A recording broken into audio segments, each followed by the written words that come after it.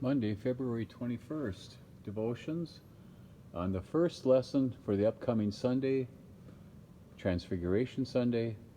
The first lesson from Exodus chapter 34, verses 29 to 35. It reads as follows.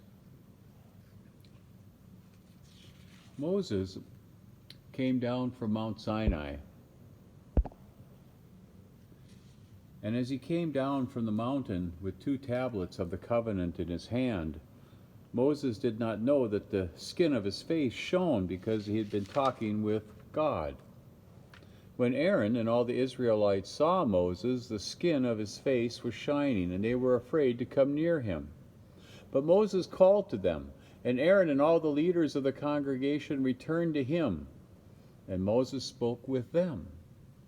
Afterward, all the Israelites came near, and they gave them in commandment all that the Lord had spoken with him on Mount Sinai. But whenever Moses went in before the Lord to speak with him, he would take off the veil until he came out. And when he came out, he told the Israelites what he had been commanded. The Israelites would see the face of Moses, and that the skin of his face was shining. Moses would put on a veil on his face again until he went in to speak with them. So you can see I'm looking at the covenant, and in the top right corner here, I'll show you.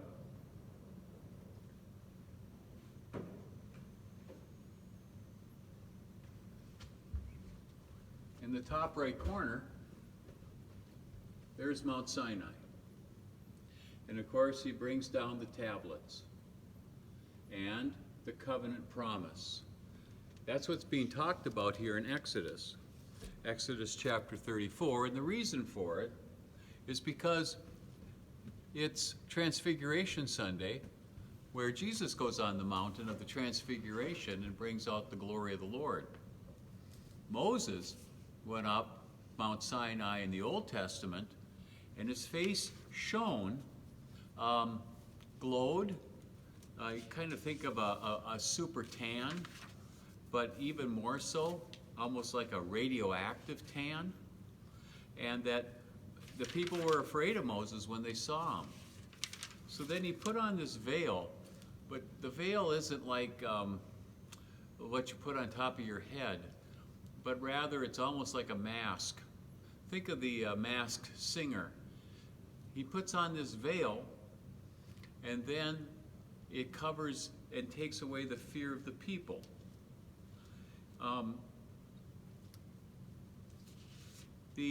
This commentator, Justin Michael Reed, talks a little bit about how Moses advocates for the people, and also that God had made a deal after the golden calf to just kill them all and start over, like he did with Noah. But Moses doesn't accept the offer. Instead, he advocates for a sinful people. And I think one of the reasons why, if you remember in Scripture, Moses murdered an Egyptian before when he went to Mount Sinai for the first time. He was running for his life. I think Moses understood what it means to be in a tough situation and to sin. So he advocates for the people of Israel. And then in Exodus chapter 34, verses 6 and 7, God then discloses God's nature. Quote, "A God merciful and gracious, slow to anger, and abounding in steadfast love and faithfulness, keeping steadfast love for the 1,000th generation, forgiving iniquity and transgression and sin, yet by no means clearing the guilty, but visiting the iniquity of the parents upon the children and the children's children to the 3rd and 4th generation." You know, God forgives, God's merciful, but also God holds accountable. And sometimes the children do pay for the sins of the parents. And it's not fair, but it does happen. So at any rate, the first reading for this week is from Exodus 34, Moses coming down from meeting with God on Mount Sinai. We get to the gospel. Peter, James, and John meet with Jesus and God on the Mount of the Transfiguration. Enjoy the view.